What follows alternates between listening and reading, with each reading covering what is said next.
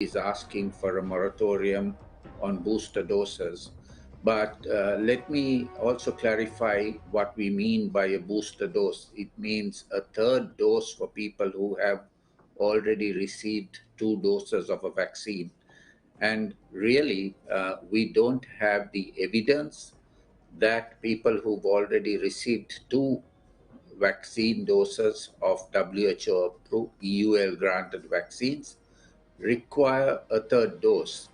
The evidence we have, looking very closely, is that all WHO EUL listed vaccines still are effective in preventing severe disease and death. And the only exception to this is when those 2 doses have not been able to generate the required immunity because certain people have immunocompromised situations in their bodies, and those people may require a third dose. Now, when we're talking immunocompromised people, it may be elderly, it may be people who have other immune problems that may require a booster dose. Besides that, we are not seeing a need for population-level booster dosing at this point of time. This is an evolving situation. WHO is working very closely with many of our research institutions and partner organizations to gather better evidence.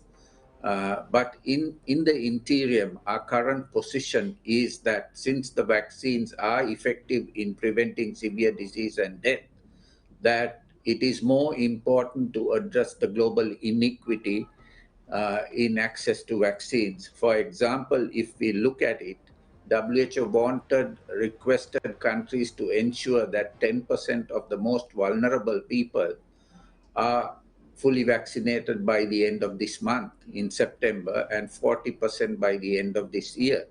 If we look at it, 90% of high and high middle income countries have already reached that 10% target. And more than 70% have actually reached the 40% target. But unfortunately, not a single low in middle income country has reached the target, either of these targets. So we are nowhere near vaccine inequity, and the problem actually is that as long as there is vaccine inequity, as long as there are vulnerable people who are not protected, we leave room for the virus to multiply, we leave room for surges of outbreaks, whether they are driven by new variants or not, and this then results in further mutations. So that is why WHO is urging for a moratorium on booster doses unless they are absolutely indicated in the case of immunocompromised individuals, so that more equity can be achieved globally through vaccination. Thank you. Would you say, Dr. Rabi, the WHO Director General said that this decision is to help low-income countries to vaccinate at least 40% of their population. Now that the Philippines have only vaccinated around 15%. Now, do you think that the 40% by year end is attainable?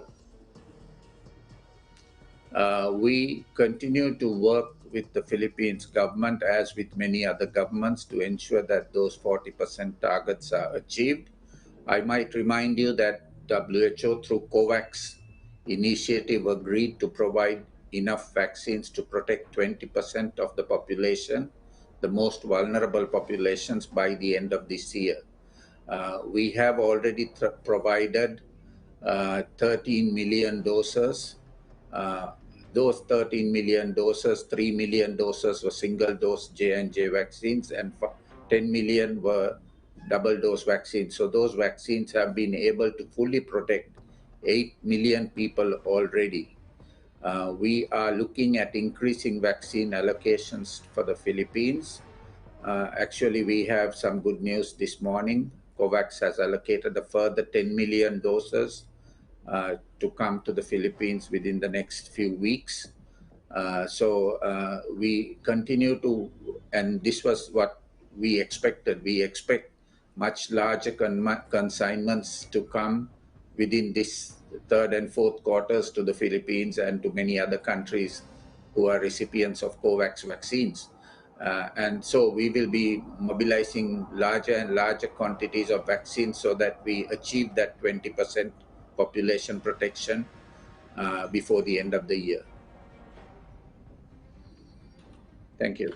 What is the reaction of the vaccine producing countries to this moratorium? Will they comply? Well, it's a complex issue because, as we said, we are looking very carefully at the evidence, and the evidence right now shows that the available vaccines are effective in protecting from severe disease and death. We also note that the evidence is that the currently available vaccines, when people are fully protected with them, protect against the circulating new variants. So really, there is no justification at this point of time for a booster dose unless it is for immunocompromised individuals. And this is also a space that we are looking at because it's pretty complex. If we are talking of a third dose of which vaccine? Is it the same vaccine? Can we look at combinations of vaccines? We simply don't have the safety information. So it's about the efficacy information and the safety information. And that's why we are saying we are working to gather better evidence so that we can decide and recommend on policy issues. In the interim, we see that the biggest benefit will be by addressing inequities and providing vaccination coverage to as many people, especially the vulnerables, as quickly as possible. Dr. Rabi, how about the people, for the people coming from the vulnerable sector? Will there be a compromise as to when and how they can receive their booster shots? There is no, right, like I explained, Secretary Martin, there is no need at this point of time for booster shots for people coming even from the vulnerable groups. The only group that may require a booster are those immunocompromised individuals. So we are looking very closely at the evolving evidence, and we don't have a recommendation as yet that vulnerable people require a booster unless they are immunocompromised. When we have better evidence, we will be in a position to recommend such a recommendation, provide such a recommendation. In the interim, we continue to say that the best use of vaccines will be to vaccinate the unvaccinated vulnerable people. Thank you.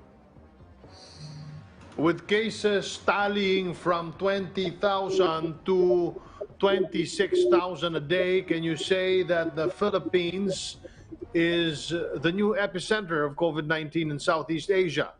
And do you think that our healthcare system can still bear the surge that we are experiencing right now?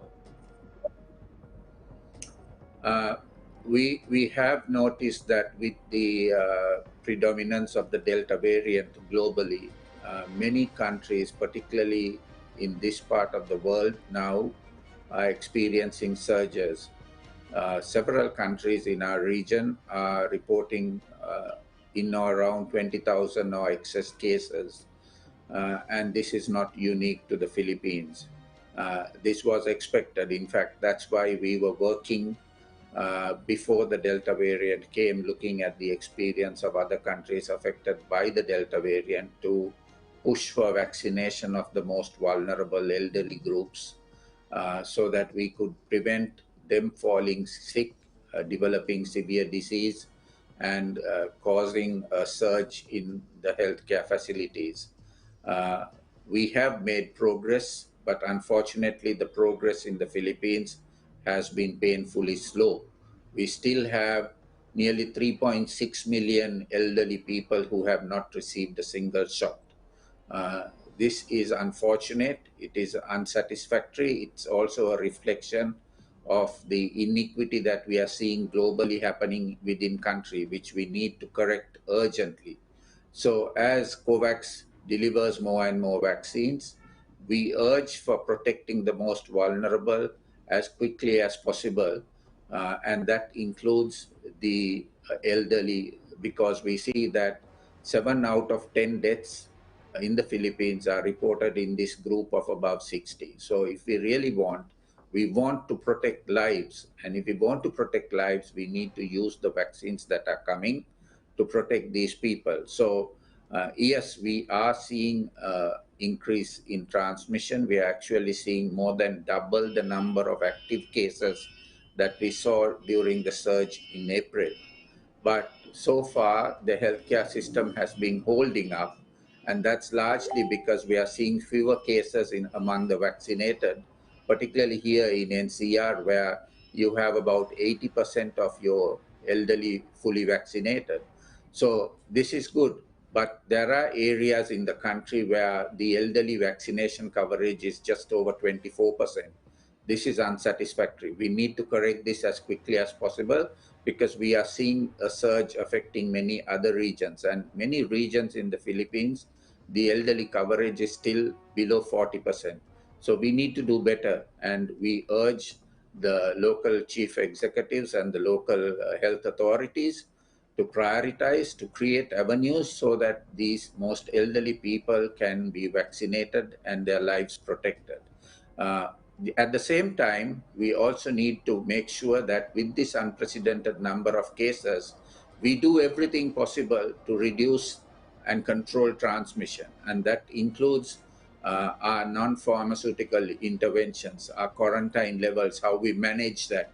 We need to be very careful that in our messaging, we don't send the wrong signals to the population.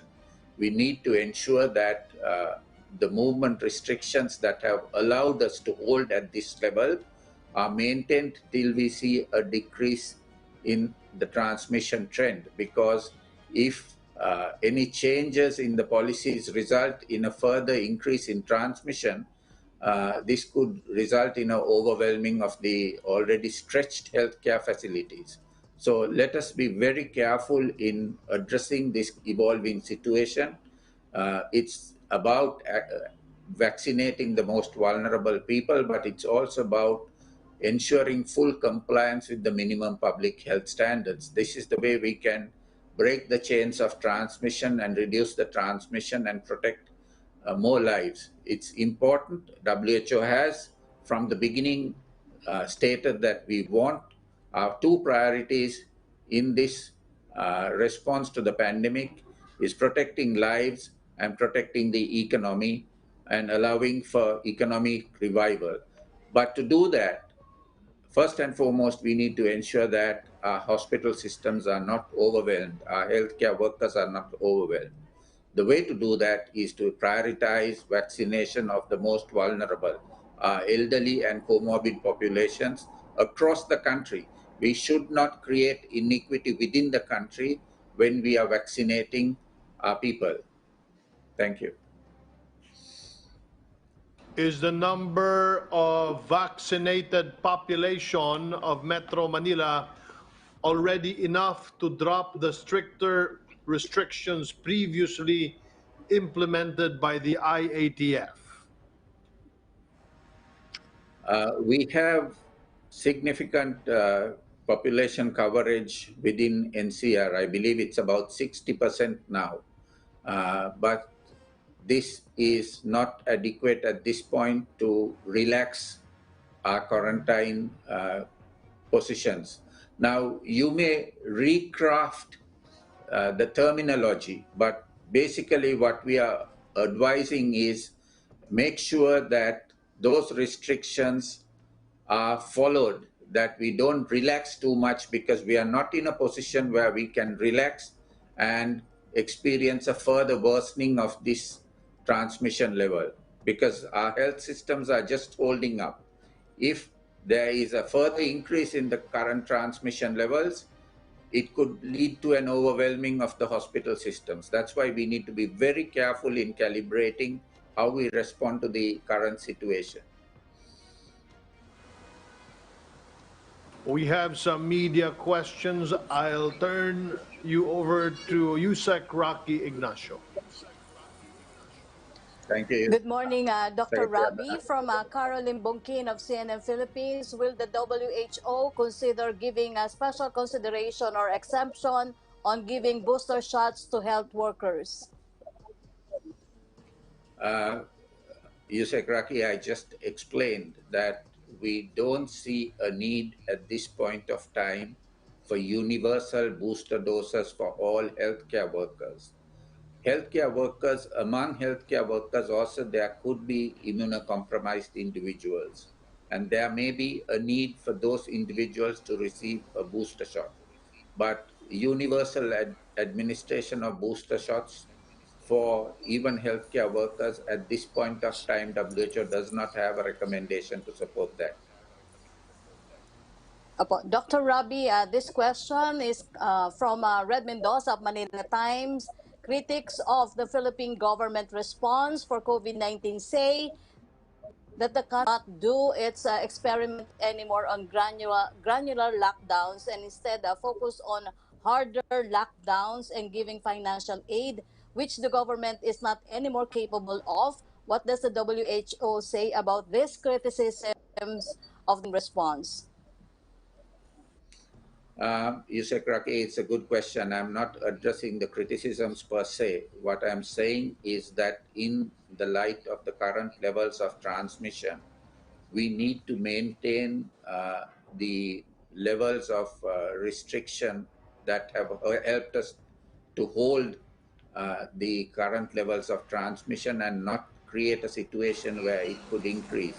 Now, how those levels of restrictions are implemented, whether they are called quarantine classifications, whether they are called granular lockdowns, does not fundamentally matter. The issue is that the people and other stakeholders need to realize that there is continuing transmission, that there is an important element that we need to reduce movement, we need to ensure compliance with the restrictions, because if we relax further, it is likely that with such a transmissible variant here, we will see more cases. So what it is called is immaterial as long as we message clearly to the public that we need to follow the restrictions so that we reduce the transmission. This is what is most important at this point of time. Thank you. Dr. Rabi, his next question still Red Mendoza of Manila Times, a columnist of our paper, said that the WHO has been pandering to the DOH because of your continued support to the wearing of face shields and should speak more frankly on the faults of the government's COVID-19 response. What can you say about this? Our position on face shields has been articulated quite clearly several times, so I don't need to reply to this question again. Dr. Rabi, what is your parting message to the public? Our parting message is that we are in a very critical situation. We need to do everything possible. We need to ensure that our most vulnerable have access to vaccines and are vaccinated fully. We need to ensure that everybody does everything possible to follow the minimum public health standards and ensure that there is less room for transmission. And is uh, that is everybody's responsibility. Every individual needs to do the maintaining of the physical distancing, the hand hygiene, the wearing of masks, so that we can ensure that there is no continuing transmission of the virus and we can break the chains of transmission. If we are having signs and symptoms, we need to quarantine, isolate, get ourselves tested. We need to improve our testing regimes. We need to improve our contact tracing mechanisms. We need to further expand our healthcare system so that we can manage the increasing number of patients who require the support when they develop severe disease. And we need to communicate quite clearly that the risk is not past. We still have a long way to go in this battle, and we need to continue to work together in unison to ensure that we can reduce the transmission and come out of this situation. Thank you.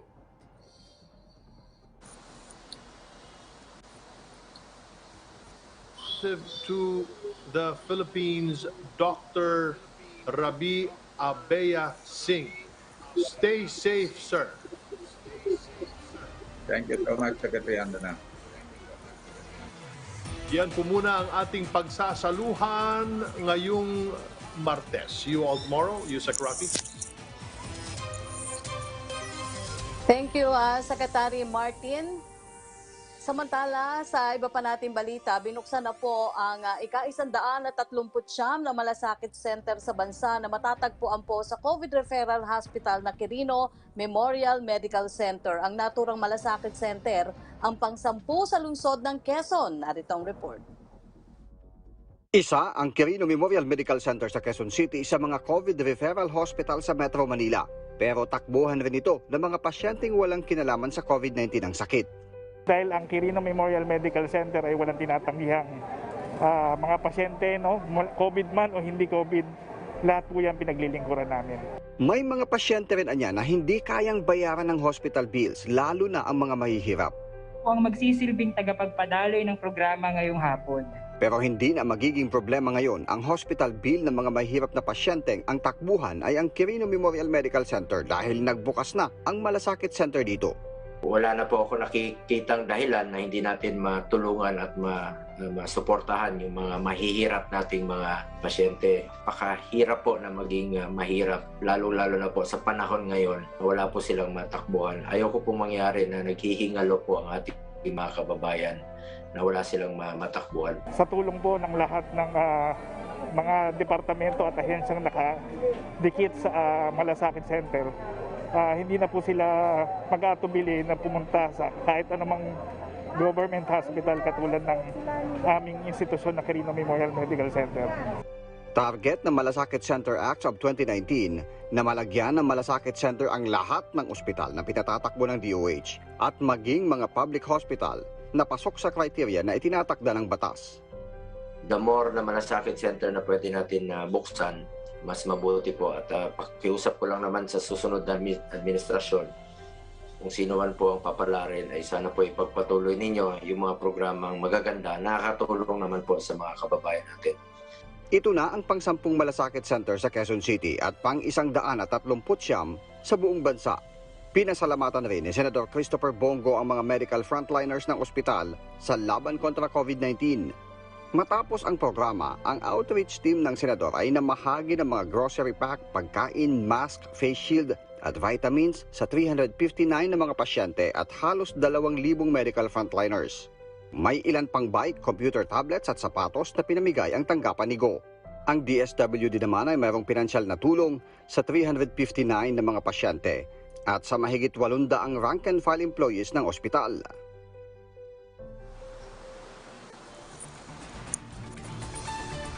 Samantala, alamin naman po natin ang updates ng COVID-19 sa bansa. As of 4 p.m. kahapon, pumalo na sa 2,248,071 ang kabuang kaso ng COVID-19 sa Pilipinas, kung saan 20,704 sa mga ito ay bagong naitala. Nasa 180,293 na individual naman po mula sa kabuang bilang ang patuloy na ginagamot o nasa mandatory quarantine. 22,290 din ang nadagdag sa mga gumaling kahapon kaya umabot na sa 2,032,471 ang total recoveries. Sa kabilang banda, 163 naman po ang nadagdag sa mga nasawi. Ang total deaths sa ngayon po ay 35,307. Patuloy po ang aming paalala na sumunod tayo sa ipinatutupad na standard health protocols. Ugaliin natin magsuot ng face mask at face shield kung tayo ay lalabas ng bahay. Ngunit kung hindi naman na kailangan, ay stay at home muna tayo. Iba yung pag-iingat po ang ating gawin laban sa COVID-19. Puntahan naman po natin ang balitang nakalap ng ating kasamahan sa Philippine Broadcasting Service mula sa iba't ibang lalawigan sa bansa. Ihahatid yan ni Ria Arevalo mula sa PBS Radyo Pilipinas. Maraming salamat, Yusek Rocky, para po sa ating mga balita. Lambak, Cagayan, pumangalawa sa Metro Manila na may mataas na kaso ng Delta variant. Mula Tuguegarao, narito ang report ni Florence Tarsina. COVID Radio. Hashtag Laging Handa Radyo Pilipinas Special Coverage. Pumangalawa ang Rehiyon 2 sa may pinakamaraming naidagdag na kaso ng Delta variant ng COVID-19 sa buong bansa. Batay sa datos ng Department of Health, sinundan ng rehiyon ng Metro Manila matapos makapagtala ng 52 local cases at isang returning overseas Filipino. Karamihan sa mga naidagdag na kaso ay mula sa Isabela na may 23. Pinakamarami rito ang lungsod ng Santiago na may 10, tig-3 San Agustin at San Mateo, habang tig-1 sa Jones, Quezon, Ramon, San Isidro, San Manuel at Santo Tomas. Pawang local cases sa mga ito maliban sa isang ROF na ang permanent address ay sa bayan ng Etchage. Nakapagtala naman ng 12 kaso ang Cagayan kung saan 4 sa Baggao, tig-3 sa Alcala at Igig at tig-1 sa Tuguegarao City at Apari. Ang Nueva Vizcaya ay may 10 kaso na mula sa Bayombong na may 4, 2 sa Aritao at tig-1 sa Bagabag, Bambang, Dupax del Norte at Kasibu. Ang Quirino ay may naitalang 8 kaso mula sa Difun na may 3, tig-2 sa Madela, Taglipay at 1 sa Cabarugis.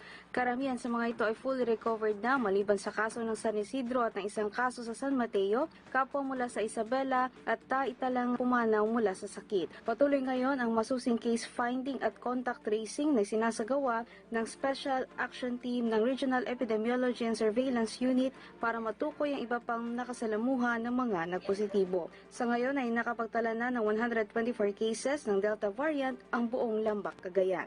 Mula sa DWPE Tuguegarao, Florence Tarsina, Radyo Pilipinas. Samantala, 26.76% sa 5.6 million na target eligible population sa Western Visayas ang nakatanggap na ng COVID-19 vaccines. Mula Iloilo, narito ang detalye kay Bing Pabiona.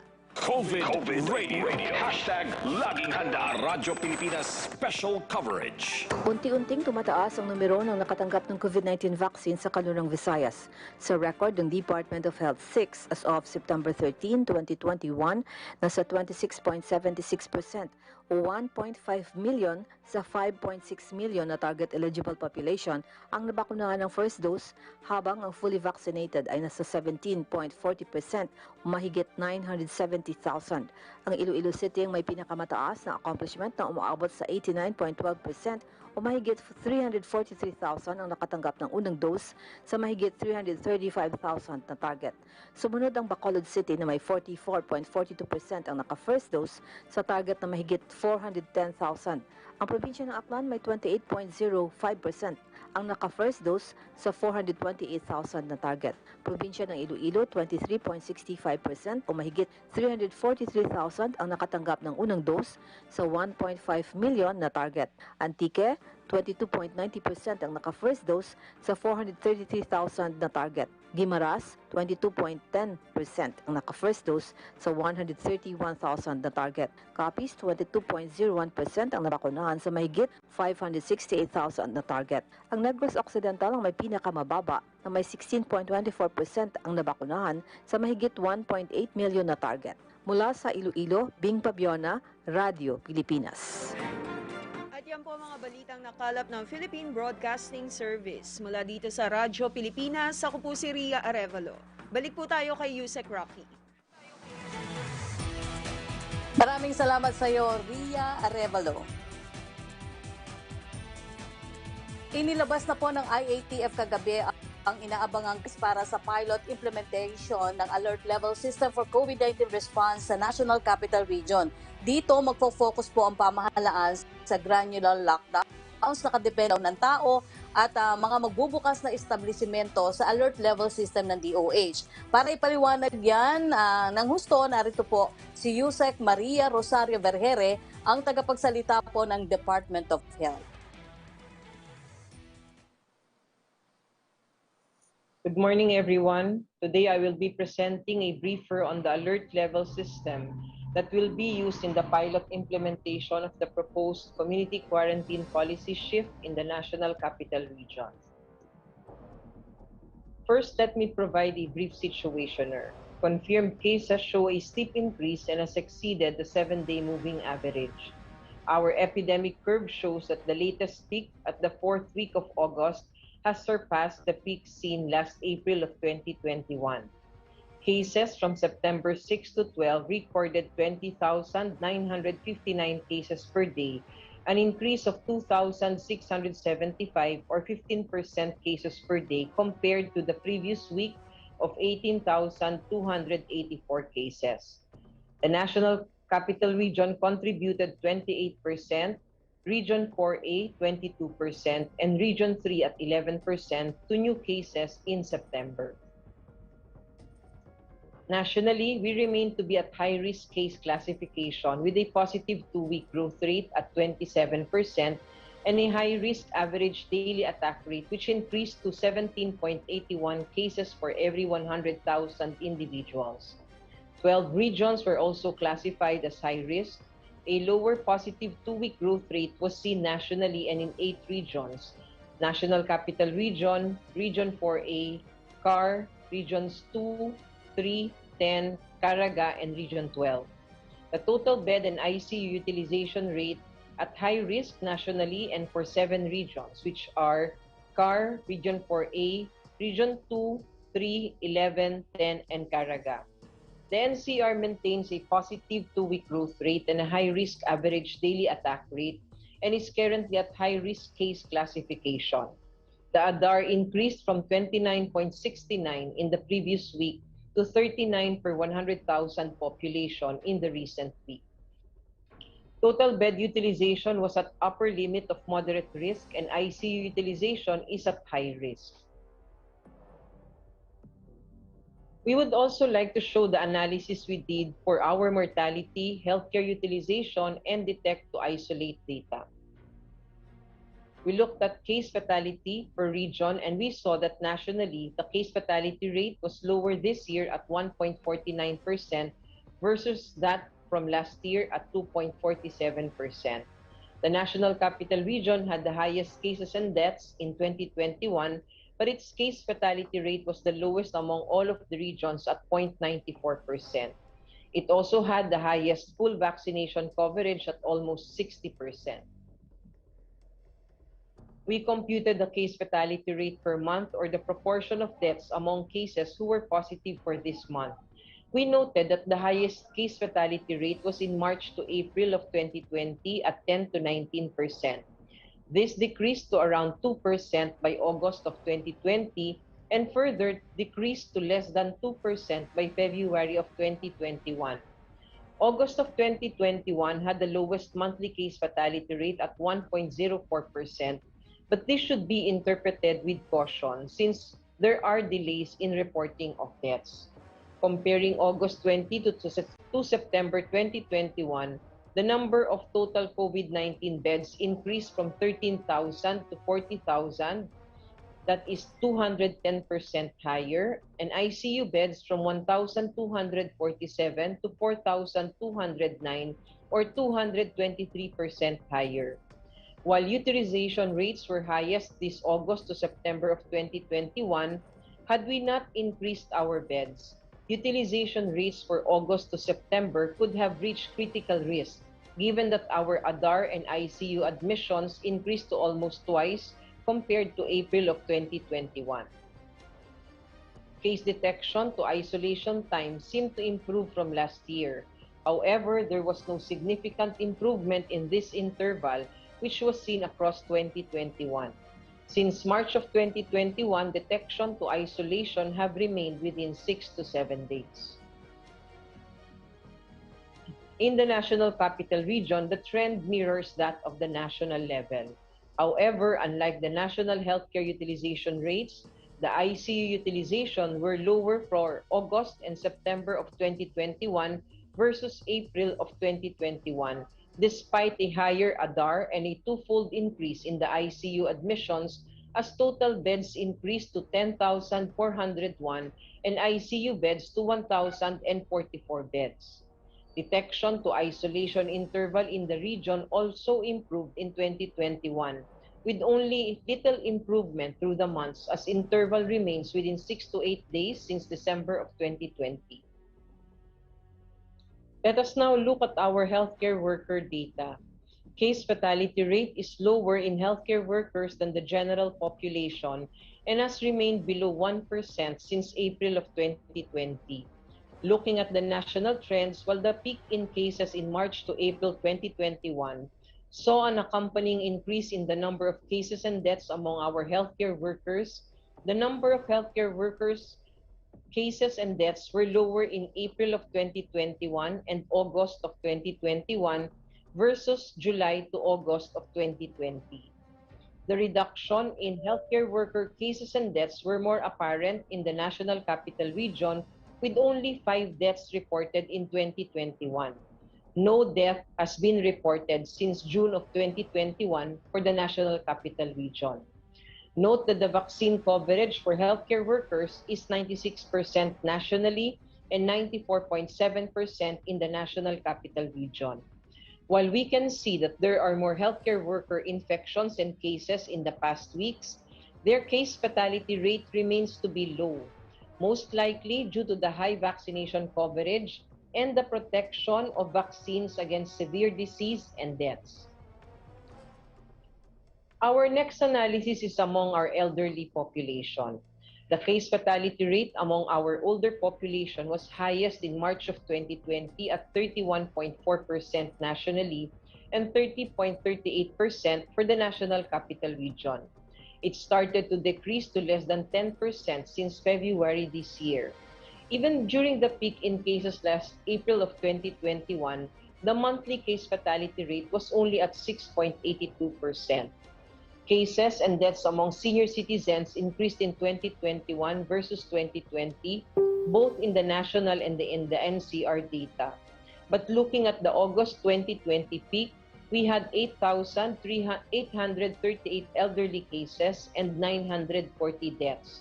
Comparing this to the April of 2021 peak, where elderly cases reached 18,231 with 971 deaths, which is only slightly higher than the deaths in August of 2020. Note that the vaccination coverage for elderlies is 50% nationally and 81.49% for the National Capital Region. Now let us look at the rationale for this policy shift and the use of our alert level system. This shift in our community quarantine policy was deemed necessary due to the following reasons. First, as we can see in the graph shown, we were more mobile during the latest ECQ last month than during the ECQ in April of 2021, as more essential activities and workers were allowed. Second, it was found that 80% of our new cases only came from a small proportion of our barangays doing the spatio-temporal analysis. This supports the move to focus on locking down selected granular areas rather than the entire province or highly urbanized city or independent component city, which heavily impacts our economy. And lastly, disease model projections show that lower cases can be achieved when we improve on our minimum public health standards, case detection to isolation time, and vaccine coverage even at lower community quarantine classifications. This highlights the importance of active case finding, intensive contact tracing and testing, early isolation of infected individuals, and enforcement of minimum public health standards, plus vaccinations. So now we go to our alert level system. First, let us answer the question of what is an alert level. Alert levels were designed to be a guide on what needs to be done given the current COVID-19 situation in an area. Each alert level is accompanied by a set of interventions to focus on across the different component strategies of the national COVID-19 response. Given this, it is an action-focused approach to classifying areas. An alert level is not equal to the community quarantine classification. The current community classification framework focuses on healthcare utilization to escalate, whereas alert levels look into both case data and the COVID-19 beds utilization to classify areas. Furthermore, this alert level classification can be a basis for establishing a feedback loop to ensure that actions are done to address any worsening in the COVID-19 situation in the area. Unlike the previous framework for community quarantine classifications, where escalations are solely based from the healthcare utilization rate, the alert level consider both case classification and utilization rates. And this is a more encompassing view of the COVID-19 situation in an area. Using these metrics, we can delineate increases in utilization that is driven by increase in cases and will be the basis for classification to higher alert levels. This is a visual presentation of the alert level system. In this framework, it is shown that alert level classifications consider both case transmission and bed utilization in its classification of areas under alert levels 1 to 5. Using this criteria, the National Capital Region will be under alert level 4, given the following metrics. In terms of case classification, the National Capital Region is at high risk given a moderate risk 2-week growth rate at 28% and a high risk average daily attack rate at 39 per 100,000 cases or population. On its health capacity, total bed utilization of NCR is at moderate risk at 69.58%. However, ICU utilization is currently at 77.58%.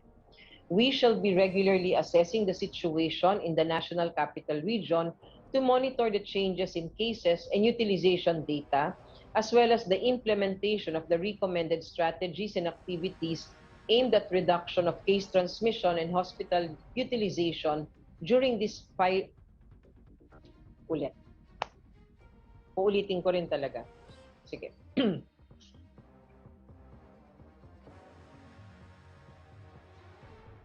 Using this criteria, the National Capital Region will be under level. Using this criteria, the National Capital Region will be under alert level 4, given the following metrics. In terms of case classification, the NCR is at high risk given a moderate risk 2-week growth. In terms of case classification, the NCR is at high risk given a moderate risk 2-week growth rate at 28% and a high risk average daily attack rate of 39 per 100,000 population. On its health capacity, the total bed utilization of NCR is at moderate risk at 69.58%. However, ICU utilization is currently at 77.58%. We shall be regularly assessing the situation in the National Capital Region to monitor changes in cases and utilization data, as well as the implementation of the recommended strategies and activities aimed at reduction of case transmission and hospital utilization during this policy shift pilot implementation. In this slide, we summarize the action points per alert level. Here, we focused on 8 response components, and we tried to indicate here the difference in approach for each component per alert level. However, it must be noted that while there are certain differences, some of the interventions remain constant in each intervention. In particular, we note the components that more or less stay the same per alert level, while others have more specific instructions per alert level. First is case detection. This is crucial in all levels. We simply emphasize that in areas with increasing cases and bed utilization, This must be further intensified to ensure that cases are found and managed.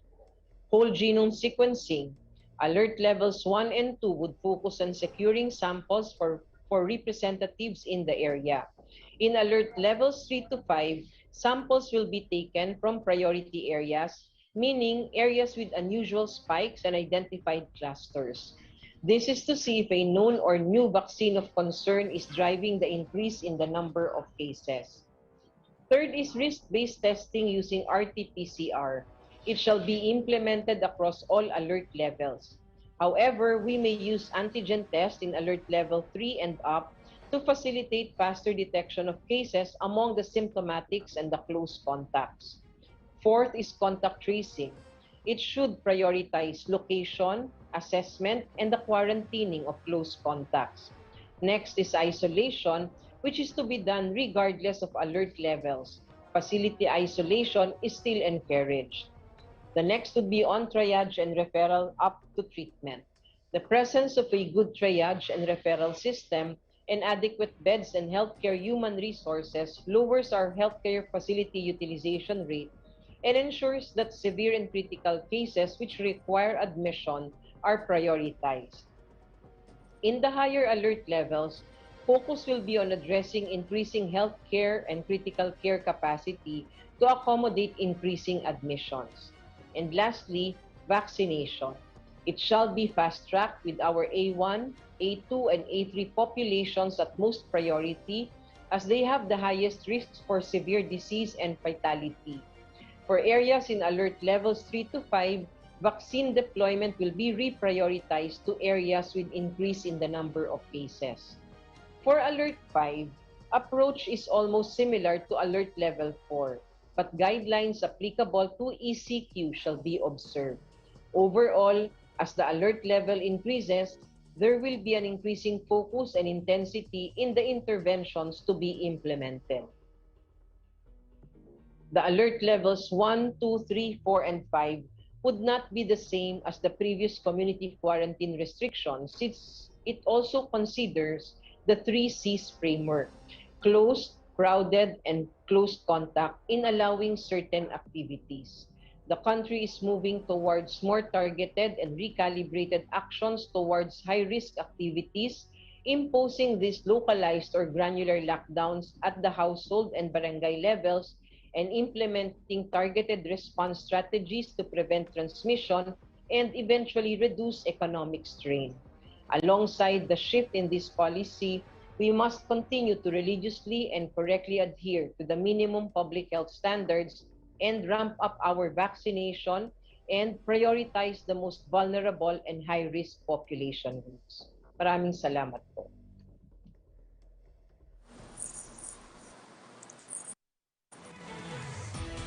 Thank you, Yusek Vergere. At para po sagutin ang ilan natin tungkol sa bagong granular lockdown system, makakausap po natin muli si DIL Undersecretary Pcoo Densing III. Good morning po, Yusek. Yeah, magandang umaga, Yusek Rocky. At sa lahat ng ating mga media partners, magandang umaga rin po. Opo. Yusek, mula kay Sam Medinilla ng Mirror, magkakaroon po kaya daw ng rule for traveling between cities during the pilot of the alert level system in NCR, which will be under level 4. Paano po kaya ma-avoid fusion sa mga taong dadaan sa different cities during the said period? Sa alert level 4 po, intra and interzonal travels are really allowed. Wala ho na yung distinction kung babiyahe tayo from one city to another dito sa Calacang, Maynila, at wala rin problema kung lalabas po tayo ng Calacang, Maynila.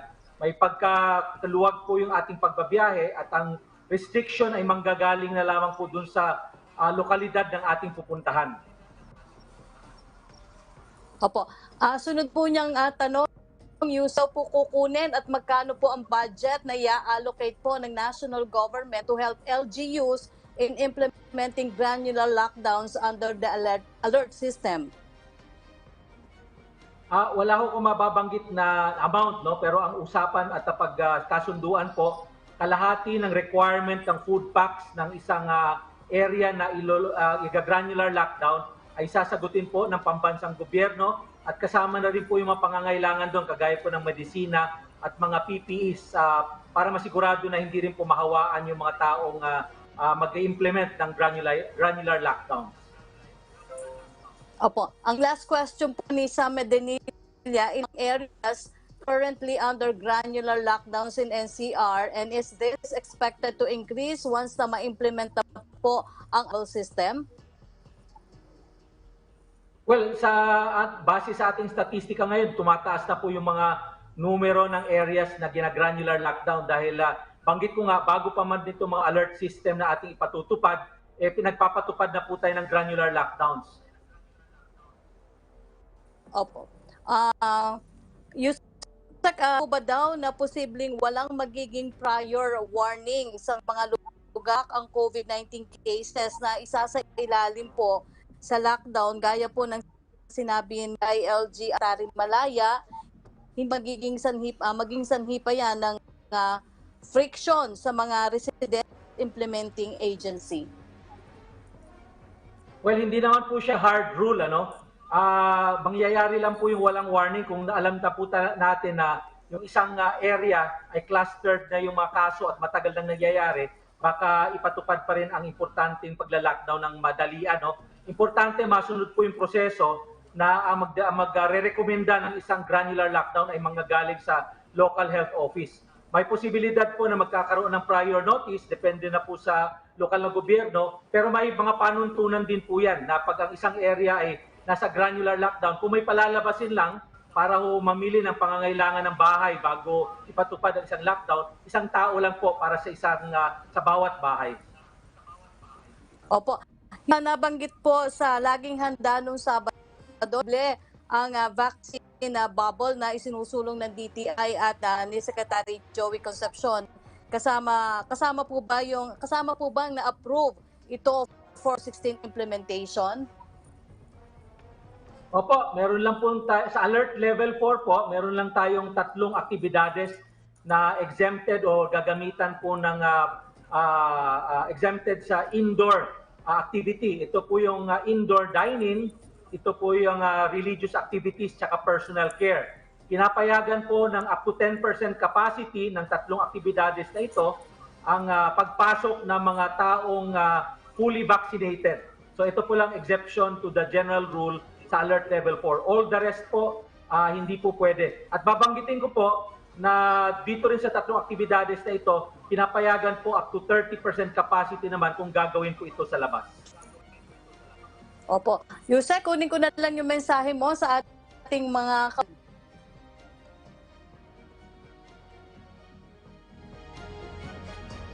sa ating mga kababayan, inuulit po natin, nakapilot po tayo sa Kalakang, Maynila from September 16 to September 13 itong mga alert levels.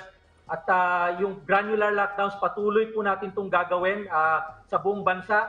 Ang importante po dito, sumunod po tayo sa ating minimum public health standard. Paulit-ulit po, dahil again, ito po ang mabisang pamamaraan para hindi tayo mahawa at makapanghawa. At kung maging matagumpay po tayo nito, ibig sabihin po, nagiging totoo po ang ating hangarin na hindi po kumalat ang COVID-19 at mabawasan po ang ating mga kababayan na ma-infeksyon itong COVID-19 na ating dinaranas ngayon.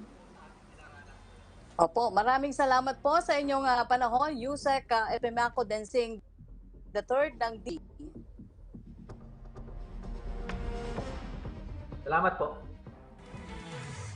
Kaugnay pa rin po sa nalalapit na eleksyon at din ngayon ang mga maling impormasyon tungkol sa ilaman may babala si Senator Bongo tungkol dito. Narito po ang detalye. Nagbabala si Senator Christopher Bongo sa publiko na maging mapagbantay sa mga nagkalat ng mga fake news laban sa kanya, lalo ngayong papalapit na ang halalan. Ayon sa Senador, may ilang grupo na nagpapakalat ng maling impormasyon para manira at magkawatak-watak ang mga Pilipino. Tiyak naman na niyang walang aasahang maganda mula sa kumakalaban sa administrasyon at sa kanya, kundi ang hatakin pababa at sirain ang imahe sa pamamagitan ng black propaganda. Tiwala naman sigo na matatalino ang mga Pilipino para mawari ang peke sa katotohanan at ang paninira sa propaganda. Hindi na anya siya magtataka kung may magpapakalat ng kasinungalingan laban sa kanya. Isa na niya dito ang pinakakalat na pinatatayong bahay sa isang exclusive village sa Ayala, Alabang at ang pagdamay sa kanyang pamilya sa mga issue. Muli namang ginit ng senador na hindi siya interesadong tumakbong pangulo sa susunod na taon kaya nagsasayang lang ng oras ang mga nais siyang gibain. Ayon sa senador, desperado na ang mga kalaban nito sa politika kaya hindi nila alintana sino man ang masasagasaan sa mga akusasyong walang basihan. Sa kabila nito ay tuloy-tuloy lang anya siya sa pagtupad sa tungkulin sa bayan at sa kapwa mga Filipino.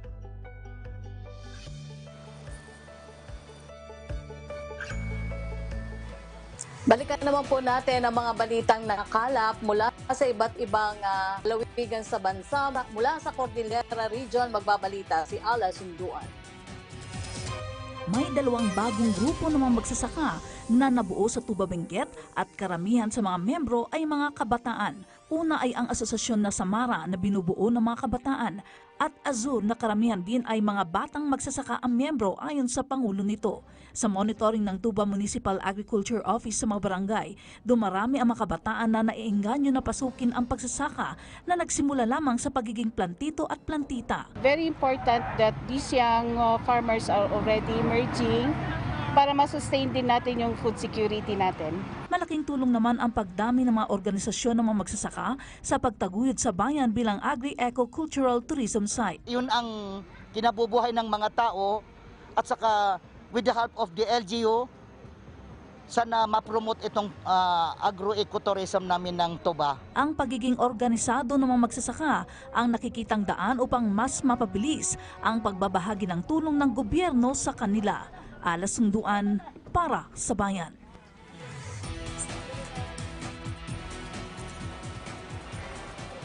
Maraming salamat sa iyo, Ala Sunduan.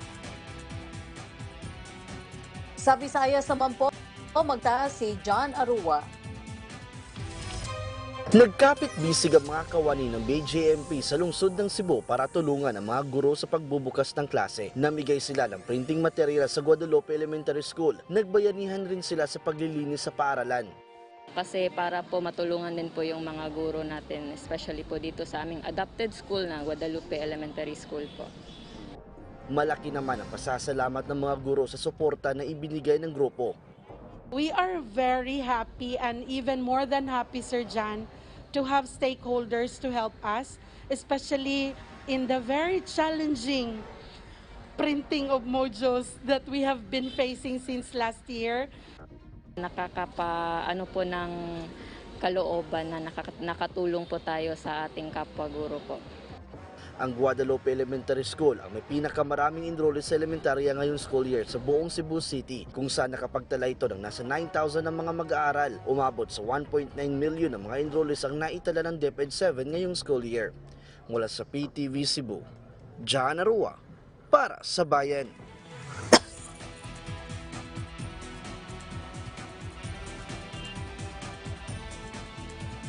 Maraming salamat sa iyo, John Arua ng PTV Cebu. At sa Davao Region, may report si Jay Lagang. Sa panayam kay Mayor Sara Duterte sa Davao City Disaster Radio kahapon ay kinumpirma niyang karamihan sa mga nagpupositibo ngayon sa COVID-19 sa Davao City ay hindi pa nababakunahan.